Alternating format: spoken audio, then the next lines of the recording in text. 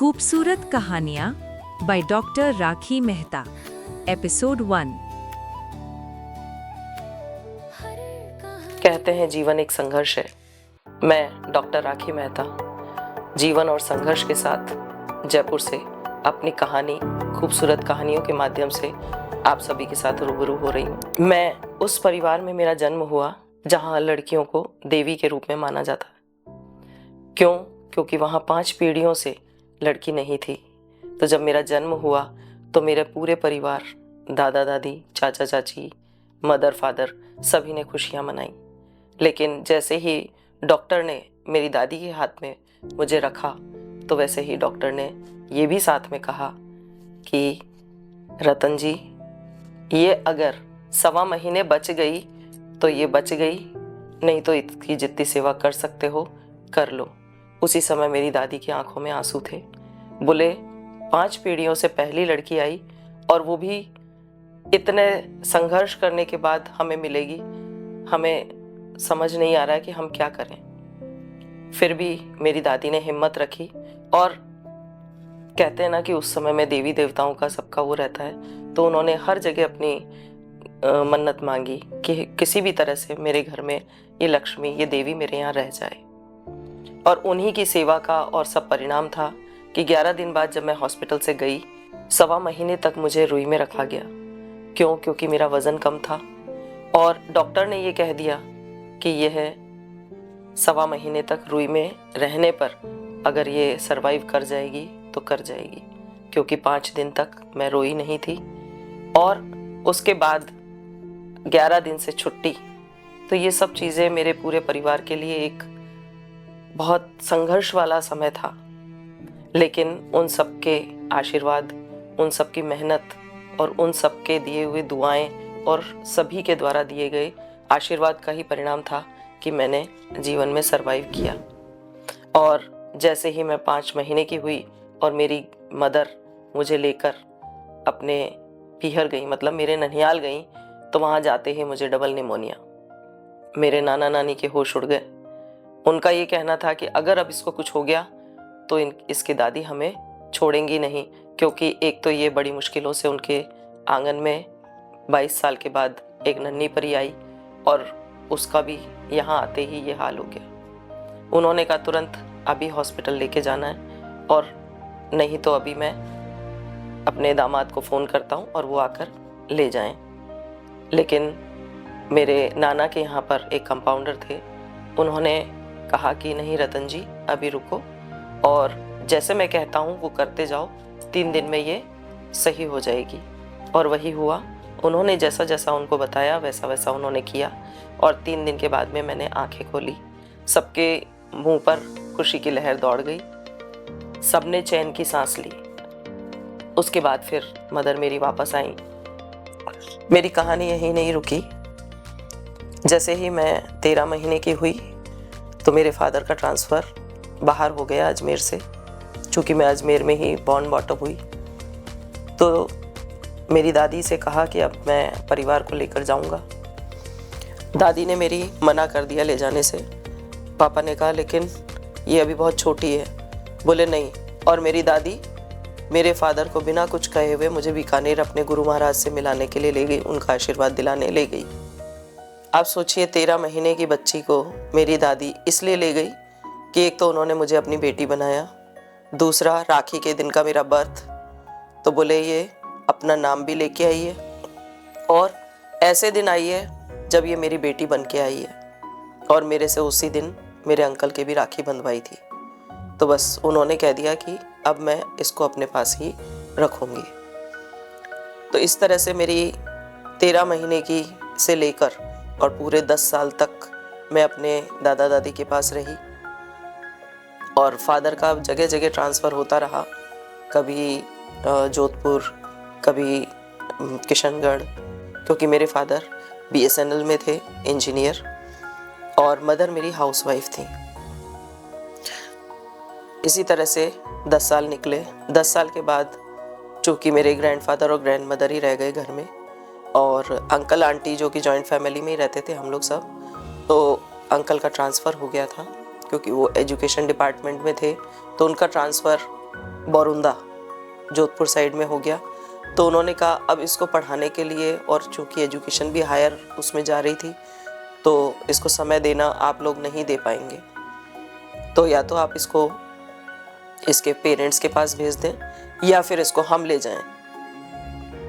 मेरे दादा दादी ने बात करी मेरे पेरेंट्स से और उन्होंने कहा कि ठीक है हम ले जाएंगे। पहले भी हम पिछले साल भी कह रहे थे कि हमें दे दो, हम ले जाते हैं, लेकिन उस समय मेरी ग्रैंडफादर ग्रैंडमदर दोनों ही राजी नहीं हुए थे। इस तरह से मैं अपने पेरेंट्स के पास जयपुर आई और यहाँ आकर के मैंने 6th से सुबोध स्कूल में एजुकेशन ली। फिर 7th 8th मैंने मॉडर्न इंग्लिश स्कूल से एजुकेशन ली और 9th से लेके 11th तक जयपुर के एक रिनाउंड गवर्नमेंट स्कूल महारानी स्कूल से मैंने एजुकेशन ली। वहाँ से एजुकेशन लेकर के जब हम शिफ्ट हो रहे थे बाड़मेर, उसी समय में मेरी मदर की तबीयत अचानक बहुत ज़्यादा ख़राब हो गई। हालांकि पहले भी ख़राब थी उनकी तबीयत, लेकिन उस समय में जब मेरा 11th के एग्ज़ाम थे, चूँकि हमारे यहाँ पर 10th 11th 12th बोर्ड हुआ करते थे, उस समय में अचानक उनकी तबीयत ख़राब हुई। डॉक्टर्स के कोई बीमारी समझ में नहीं आई। उस स्थिति में मैंने बहुत मुश्किल हुई। मेरी मदर बिल्कुल, उनके हाथ पैर सब रुक गए। उनको खाना खिलाने नहलाने और सब काम उनके करने से लेकर घर में अपनी सिस्टर को देखना, छोटी सिस्टर है मेरे एक, उसको उसकी एजुकेशन को देखना, और उसके साथ साथ घर में आने वाले गेस्ट, मदर का खाना, सिस्टर का खाना पीना, खुद का, इसके अलावा मेरे खुद के 11th के एग्ज़ाम बोर्ड के, वो मेरे लिए ऐसी सिचुएशन थी कि मैं सिर्फ ईश्वर को याद करती थी कि भगवान आओ और मेरी हेल्प करो, क्योंकि मेरे फादर भी उस समय ऐसी जगह थे जहाँ पर इंस्टॉलेशन का काम चल रहा था और वो वहाँ से आ नहीं सकते थे। उनका 15 दिन में या महीने भर में फ़ोन आता था, तो मैं सिर्फ उनको भी इतना ही कहती थी, हाँ सब ठीक है, सब चीज़ें बिल्कुल ओके है। लेकिन मुझे पता था कि मैं कैसी स्थिति देख रही थी। मैं सुबह उनके 3 बजे खाना खिलाना, वहाँ से लेकर उनका नहलाना धुलाना और फिर उसके बाद 3 बजे अपने पेपर के लिए जाना, पेपर दे कर के आते हुए सब्जियाँ लेकर आना, उनकी मेडिसिन लेके आना और फिर आकर के वही सारा काम करना। मुझे बिल्कुल आशा नहीं थी कि मैं बहुत अच्छा कुछ कर जाऊंगी, लेकिन ईश्वर का कुछ ऐसा आशीर्वाद रहा कि हालांकि मेरे अच्छी कह सकते हैं कि नंबर नहीं आए, लेकिन मुझे फेल भी नहीं किया। ये शायद मेरी मदर को मैंने जो अपना समय दिया और माँ का आशीर्वाद वो मुझे फला। उसके बाद हम अजमेर आए। अजमेर में पापा के जो मामा की बेटी हैं, उन्होंने मेरी मदर से कही कि भाभी जी आपने सब ट्रीटमेंट करवा लिए, आप एक बार नेचुरोपैथी की तरफ भी जाकर देखें। अजमेर में लोडा धर्मशाला के अंदर उस समय डॉक्टर नगेंद्र नीरज, आज वो गुरुग्राम में हैं, जो कि बाबा रामदेव का जो प्रोजेक्ट चल रहा है उसमें वो वहाँ हैं। मैं बहुत धन्यवाद देती हूँ उनको भी इस चैनल के माध्यम से कि जिनकी वजह से मेरी मदर को जीवन दान मिला। और उन्होंने जब सारी चीज़ें देखी तो उन्होंने कहा कि ये सब जो हाथ पैर रुक रहे हैं, कुछ नहीं काम हो पा रहा है, उसका सबसे बड़ा कारण है हीमोग्लोबिन 7 ग्राम रह गया है। उन्होंने उसको फिर 10 दिन के अंदर ट्रीटमेंट जब दिया, तो जब 5वें दिन उन्होंने वापस टेस्ट कराया हीमोग्लोबिन का, तो वो 15 से 17 ग्राम के बीच आ गया। उन्होंने कहा ये तो बहुत ज़्यादा हो रहा है। फिर उन्होंने डाइट दूसरी थी और उसके बाद उनका वापस हीमोग्लोबिन 12 से 13 के बीच में लेके आए। कहीं ना कहीं वो चीज़ मेरे दिमाग में थी, लेकिन उससे पहले मेरे दिमाग में ये थी कि नहीं, मुझे टीचर बनना है। उसकी भी एक बहुत ज़बरदस्त वाक़या था कि ऐसा क्यों हुआ। मैं जब 4th एजुकेशन क्लास में थी, तब मुझे मेरी जो मैथ्स की टीचर थी, एक सम नहीं आया और उन्होंने मेरी उंगली के बीच में, हमारे टाइम में उस समय कोई रियायत नहीं मिलती थी, उंगली के बीच में पेंसिल डाल करके उन्होंने हाथ को मोड़ दिया था। तब से दिमाग में ये आया कि मैं एक ऐसी टीचर बनूंगी जो कभी भी बच्चों को हैरिश नहीं करेगी। तो वो दिमाग में तब से था एक प्लान कि मुझे आगे जाके टीचिंग में ही जाना है। 12th मैंने साइंस से करी, क्योंकि हमारे यहाँ उस समय 9th से ही एजुकेशन में सब्जेक्ट ले लिया जाता था, तो 9th से ही साइंस में थी मैं। साइंस बायो मेरा सब्जेक्ट रहा। करती गई, 12th हुआ। उसके बाद मेरे फादर चाहते थे या तो मैं RAS की तरफ जाऊं या फिर मैं डॉक्टर बनूं। घर में एक इंजीनियर है, एक टीचर है, तो एक बच्चा या तो एडमिनिस्ट्रेशन में जाए या डॉक्टर बने, और मुझ पर इस बारे में फोर्स डाला गया। मेरा कोई इरादा नहीं था, क्योंकि साइंस भी मुझे ज़बरदस्ती थोपी गई थी और डॉक्टर बनने के लिए भी उस समय ज़बरदस्ती थोपा जा रहा था। मैंने कहा कोई बात नहीं। उस समय हमारे टाइम में RPMT और CPMT 2 टेस्ट हुआ करते थे। सेंट्रल के लिए CPMT होता था और राजस्थान के लिए RPMT होता था। मैंने कहा एग्ज़ाम मुझे दे के आना है। मैं आते हुए भी क्वेश्चंस सही नहीं करके आई और मेरा नहीं हुआ। उसके बाद मेरे फादर का ट्रांसफ़र बाड़मेर हो गया।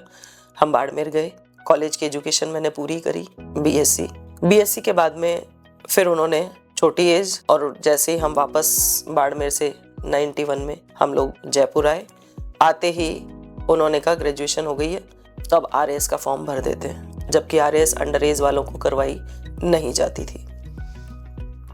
लेकिन मेरे फादर ने कहा नहीं, एक बार दे के देखो। मैंने कहा मुझे जाना नहीं है एडमिनिस्ट्रेशन में, मुझे सिर्फ और सिर्फ एजुकेशन लाइन में जाना है। नहीं माने, उन्होंने फॉर्म भर दिया मेरा RAS का, और उसके बाद एग्ज़ाम देने भी चली गई। क्लियर भी हो जाता, लेकिन उसके साथ एक लाइन नीचे लिखी आ गई उसमें रिजल्ट में कि you are not eligible for this exam, क्योंकि अंडर एज हैं आप। वहाँ से फिर उसके बाद मैंने PG डिप्लोमा किया कंप्यूटर साइंस में, साथ साथ इकोलॉजी एनवायरनमेंट में भी मैंने डिप्लोमा किया। दोनों साइमल्टेनियसली डिप्लोमा हुए। उसके बाद भी कहीं ना कहीं B.Ed की दिमाग में चल रही थी कि मुझे B.Ed करना है। 94 में मैंने B.Ed का फॉर्म भरा, बिल्कुल लास्ट मोमेंट पे, और शायद ईश्वर को भी ये मंजूर था, और मैंने वो B.Ed का फॉर्म भर के सेम डे भेजा, और वो सेम डे पहुंच गया। जबकि 5 बजे के बाद में पहुंचना मुश्किल लग रहा था, लेकिन वो 5 बजे अजमेर कार्यालय में पहुंच गया। और उसके साथ ही मेरा PTET का टेस्ट जो मेरे को था मैंने दिया। फर्स्ट लिस्ट में कोई नंबर नहीं आया, सेकंड में कोई नंबर नहीं आया, मुझे लगा शायद नहीं आएगा। फिर नवंबर में जब थर्ड लिस्ट आई, तो मैंने मेरे फादर से कही कि मुझे B.Ed करने जाने दीजिए। मेरे फादर ने मना कर दिया, मैं नहीं जाने दूंगा। 3 दिन तक मैंने कोई खाना वाना कुछ नहीं खाया। मेरी मदर ने उस समय मेरे फादर से ये कहा कि आप क्या चाहते हो, अगर ये B.Ed करना चाहती है तो आप करने दो ना, एक प्रोफेशनल डिग्री ले रही है ना, RAS वो बाद में भी कर सकती है। बड़ी मुश्किलों से मेरे फादर राजी हुए और मैंने हटुंडी से B.Ed करी। पर चूंकि तबीयत थोड़ी बहुत ऊपर नीचे चल रही थी, उसकी वजह से मुझे लगा कि शायद B.Ed भी बहुत अच्छे नंबर से नहीं हो पाएगी, लेकिन फिर भी वो बहुत अच्छे नंबर से मैंने B.Ed कंप्लीट करी। वापस मैं जयपुर आई B.Ed करके, और B.Ed करके आने के बाद में मैंने स्कूल में प्राइवेट जॉब किया। तो सुबह मैं स्कूल जाती थी, पर चूंकि मैंने PGDCS किया था, जैसा आपको मैंने पहले बताया था, तो मैं एक फर्म थी जिसमें मैं एज ए कंप्यूटर ऑपरेटर वहाँ का काम संभालती थी। शाम को मैं वहाँ से आती थी और कुछ देर के लिए, चूँकि कहीं ना कहीं साइंस तो थी, तो एक मिलने वाले थे, उन्होंने अपना एक छोटा सा हॉस्पिटल होम्योपैथी का खोला हुआ था गरीबों की सेवा के लिए। तो उनके साथ मैं बैठने लगी कंपाउंड्री करने के लिए। जॉब से आने के बाद घंटा भर मैं उनके साथ बैठती थी, उनके साथ डिजीज़ पर लेकर डिस्कशन होते थे, और उसके बाद घंटा भर बैठने के बाद अच्छी अच्छी चीज़ें उनसे समझने सुनने के बाद में मैं घर आती थी और अपनी वही रूटीन की एक लाइफ। फिर मुझे लगा कि नहीं, मेरे को कंप्यूटर में थोड़ा सा और आगे स्टडी करनी चाहिए, तो मैंने डोएक दिल्ली से अपना फॉर्म भरा A लेवल के लिए और उसकी स्टडी भी स्टार्ट कर दी। तो सुबह का टाइम मेरा 7 से 9 कंप्यूटर एजुकेशन के लिए जाता था, 9 से 2 बजे तक का टाइम स्कूल के लिए, और 3 से 7 बजे तक का टाइम कंप्यूटर जॉब के लिए, यानी पूरा दिन बिजी। और 8 बजे घर आके मैं अपना डिनर करके और 1 घंटा मैं कंपाउंडर के रूप में उन अंकल के पास बैठती थी। ये मेरा एक रूटीन सा बन गया था। ये रूटीन मेरा 2 साल तक चला। 2 साल के बाद में मैंने एजुकेशन डिपार्टमेंट में फॉर्म भरा, और फॉर्म भरने के बाद में मेरा सिलेक्शन हो गया। पहला मेरा जॉब गवर्नमेंट जॉब के रूप में दौसा में स्टार्ट हुआ, दौसा डिस्ट्रिक्ट में गाँव में। वहाँ 3 साल रहने के बाद में मेरा ट्रांसफ़र जयपुर डिस्ट्रिक्ट में ग्रामीण क्षेत्र में हुआ। उसी बीच में मैंने MA हिस्ट्री से किया। उसके बाद फिर मैंने जयपुर शहर में अपना ट्रांसफ़र करवाया सांगानेर बॉयज़ में। जब मैं वहाँ आई तो वहाँ पर मेरे साथ में एक मैडम थे, मधु जैन, जिनकी आज मैं बहुत शुक्रगुजार हूँ। इस चैनल के माध्यम से मैं उनको बहुत बहुत धन्यवाद देती हूँ कि उन्होंने जो मुझे रास्ता दिखाया उसी की वजह से आज मैं यहाँ तक भी पहुँच गई हूँ। उन्होंने मुझे इतना कहा कि तू बैठी बैठी क्या करती है, एज अभी छोटी है, तो कम से कम तू जा कर के नेचुरोपैथी कर ले। मेरी बेटी भी कर रही है और मैं भी करना चाह रही हूँ, तो अपन दोनों मिल करके नेचुरोपैथी के कोर्स को ज्वाइन करते हैं। चूँकि मैंने आपको पहले बताया था कि मेरी मदर नेचुरोपैथी से बिल्कुल ओके हो गई थी, तो मेरे दिमाग में वो चीज़ भी थी। अब एजुकेशन, वो मेरा पहला सपना था, वो मैं पूरा कर चुकी थी। अब मुझे लगने लगा कि मेरे नाम के आगे डॉक्टर भी लगना चाहिए। मुझे रास्ता मिल गया उनके द्वारा और मैंने वो फॉर्म भरा दिल्ली के गांधीयन एकेडमी के थ्रू। मैंने 3.5 साल का वो डिप्लोमा किया, NDDY कहलाता है वो डिप्लोमा। और जैसे ही वो पूरा हुआ उसके बाद मैंने 6 महीने की इंटर्नशिप करी। इंटर्नशिप करने के बाद में मुझे मेरे ही जो गुरु थे उनके द्वारा एक चांस और मिला कि पंजाब यूनिवर्सिटी चंडीगढ़ के द्वारा एडवांस डिप्लोमा का कोर्स चालू किया गया है।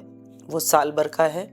चूँकि अपन ने NDDY किया हुआ है तो क्यों ना अपन ये वाला एडवांस डिप्लोमा भी हम पंजाब यूनिवर्सिटी से, हम करीबन 10 जने थे जिन्होंने ये फॉर्म भरा। और जिस समय एग्ज़ाम का टाइम आया उससे थोड़े टाइम पहले हमने 1 महीना क्लास ली और उसके बाद एग्ज़ाम दिया और वहाँ से बहुत अच्छी परसेंटेज के साथ में वो मैंने क्लियर किया। जैसे ही जयपुर आए एग्ज़ाम दे करके, तो नेचुरोपैथी की मैडम है किरण मैडम, डॉक्टर किरण गुप्ता, उन्होंने मुझे ये कहा कि जैन लाडनू विश्व भारती से MSc इन योग एंड मेडिटेशन में भी कर सकती है। क्योंकि मैं बैठी हुई थी, मैंने कहा जॉब तो चल ही रहा है और चूंकि ये जो काम है वो छुट्टियों में होना है, मई जून में क्लासेस लगनी है और उस समय हमारी वेकेशंस मई जून में हुआ करती थी। 17 मई से लेके और 30 जून तक वेकेशन होती थी उस समय में हमारी। मेरे को लगा एक बहुत अच्छी अपॉर्चुनिटी है, डिस्टेंस एजुकेशन के थ्रू मैं MSc भी कर लूँगी। तो मैंने इस तरह से 2 साल के अंदर साइंस ऑफ लिविंग योग प्रेक्षा मेडिटेशन में MSc कर ली। कंटिन्यूअस मेरी जर्नी ऐसे ही चलती रही। मेरे फादर को पढ़ाने का शौक़, क्योंकि उन्होंने मेरी मदर को भी 10 साल, जब हम लोग बड़े हो गए 10 साल के हो गए, तो उन्होंने 10 साल के बाद उनकी एजुकेशन वापस चालू करवाई। मेरे अंकल ने मेरी आंटी जो फर्स्ट ईयर करके आई थी उनको ग्रेजुएशन करवाई, PG करवाई। सेम वही चीज़ मेरे फादर ने भी करी। मेरी मदर ने MA किया। तो उन्होंने कहा कि जब मैं एजुकेशन रिटायरमेंट के बाद ले सकता हूँ कुछ ना कुछ, तो तुम भी लो। मैंने कहा अब इतनी एजुकेशन ले ली, नेचुरोपैथी की डिग्री ले ली, MSc कर लिया, MA कर लिया, अब और क्या। उन्होंने मुझे BJMC भी साथ में उसका फॉर्म भर दिया, मेरी BJMC भी हो गई। लेकिन नेचुरोपैथी करने के बाद में मुझे जो चीज़ लगी, BJMC तो मैंने इसलिए किया कि मैं अगर कोई भी अपना आर्टिकल जो नेचुरोपैथी से रिलेटेड है वो मैं इजीली पब्लिशिंग के लिए दे सकती हूँ। मैंने वो सब चीज़ें करते हुए जिस समय मैंने फर्स्ट अपना डिप्लोमा पूरा किया उसके साथ ही मैंने प्रैक्टिस भी स्टार्ट कर दी मेरे जो सीनियर थे उनके साथ। मेरी मदर सबसे ज़्यादा खुश हुई। वो इसलिए खुश हुई कि जिस फील्ड को चुन करके मैं आगे बढ़ रही हूँ उस फील्ड से वो ठीक हुई थी और ये मेरा एक एम बन गया। और आज की डेट में ये मेरा एक बहुत बड़ा एम बन चुका है कि मुझे अपना एक सेंटर डेवलप करना है जहाँ ऐसे लोगों की सेवा करनी है जिनकी सेवा करने से लोग कतराते हैं, वो आगे बढ़ सकें अपने जीवन में। अगर वो कुछ अपना कर सकते हैं तो उनके लिए मैं कुछ कर सकूं। इस उद्देश्य को लेकर के मैं धीरे धीरे आगे बढ़ती जा रही हूं और आज लगातार मैं इस चीज़ के लिए संघर्ष कर रही हूं। मैं मेरे जॉब भी करती हूं, गवर्नमेंट जॉब भी है, और साथ साथ मैं लोगों की सेवा भी कर रही हूं और उस सेवा का फल के रूप में मुझे सबका आशीर्वाद, सबकी ब्लेसिंग्स मिल रही है। योग और प्रेक्षा मेडिटेशन के थ्रू मैं बहुत से लोगों की काउंसलिंग भी करी। उस काउंसलिंग का परिणाम ये हुआ कि उनके रिश्ते सुधरे, उनको जो जीवन में चाहिए था वो उनको मिलना चालू हुआ और ये मेरे लिए धीरे धीरे मिलने वाली उपलब्धियां थी जो आज तक भी मुझे मिल रही है। मैंने अपने जीवन में केवल ये 2 सपने देखे थे कि मुझे B.Ed करनी है, टीचिंग में जाना है, क्योंकि मेरा पूरा परिवार टीचिंग से जुड़ा हुआ था। मेरे ग्रैंडफादर व्याकरणाचार्य, मेरी ग्रैंडमदर उस जमाने की 5th क्लास की एजुकेशन ली हुई, मेरे फादर इंजीनियर, मेरे uncle BSc MA B.Ed M.Ed, मेरी मदर AA, मेरी आंटी MA और साथ साथ मेरी 3 कजिन्स, एक ब्रदर, इन चारों की भी एजुकेशन बहुत हायर एजुकेशन रही। सबने कहीं ना कहीं B.Ed किए हुआ था। मेरी छोटी सिस्टर भी B.Ed है, लेकिन उसने साथ साथ बहुत सारे और दूसरे कोर्सेज भी किए और आज की डेट में वो एक आर्टिस्ट भी है। कई गैलरीज में उसकी पेंटिंग्स वगैरह लगती हैं और उसको अच्छा उसका वो मिल रहा है। तो ये एक मेरी छोटी सी कहानी है जिसके माध्यम से मैं आप लोगों से रूबरू हो रही हूँ। मेरे जीवन में संघर्ष भी था और सफलता भी, कुछ आई कुछ गई, लेकिन कभी हताश नहीं हुई। जब मेरे फादर ने मुझे B.Ed कराने से मना किया तब एक बार को लगा कि शायद मेरे सपने चूर चूर हो जाएंगे, शायद मैं उन सबको नहीं पा सकती, शायद। लेकिन अंदर से एक आवाज थी कि नहीं, तू कर सकती है, तुझ में वो ताकत है, तू ये चीज कर सकती है। और इस ताकत ने मुझे उठाया और मेरे सपनों को पूरा करने में मदद करी। और इस तरीके से मैं आज अपनी लाइफ के एक ऐसे हिस्से तक पहुंच चुकी हूँ जहाँ मुझे सभी लोगों का सपोर्ट मिलता है, सभी लोगों का आशीर्वाद मिलता है। तो ये थी मेरी कहानी जिसमें सफलता और संघर्ष दोनों थे। इसी तरीके से मैं आगे आप लोगों से फिर रूबरू होती रहूंगी। ये खूबसूरत कहानियां जिसके द्वारा मैं आप लोगों से जुड़ी हुई हूँ, इसको लाइक करें, सब्सक्राइब करें और बेल आइकन को दबाना ना भूलें।